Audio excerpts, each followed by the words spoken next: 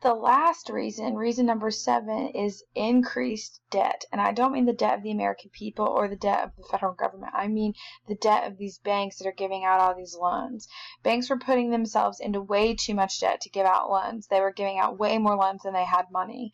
And the top 5 investment banks in the country had racked up a total of $4.1 trillion worth of debt. All 5 ended up either going bankrupt, being sold out, or had to become converted into commercial banks.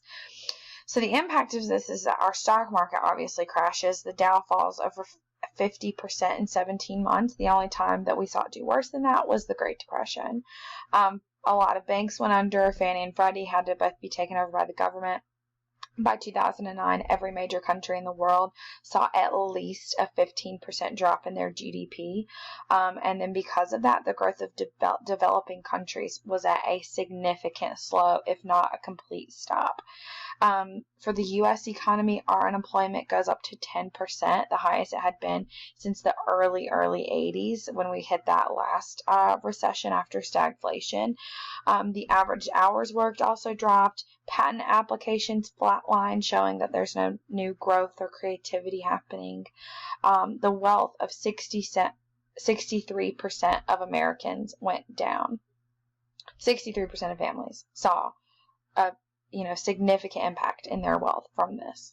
So the government response was to issue 2 stimulus packages totaling $1 trillion, basically bailing out these banks and allowing them to either stay afloat or to get bought out. Basically, even some of the CEOs of those banks got bonus checks, which is really infuriating. I encourage you, if this interests you, or even if it confuses you, to watch the movie The Big Short, which is on Netflix. It does a great job of explaining it, and you sort of see it happen in a much easier to understand way. Christian Bale's in it, Steve Carell, Brad Pitt, Ryan Gosling. It's got Andrew Garfield, all-star cast.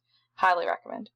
So the President Obama does sign something called the Financial Regulatory Reform Plan of 2009, which institutes some new rules, consumer protection, executive pay, bank cushions, things like that.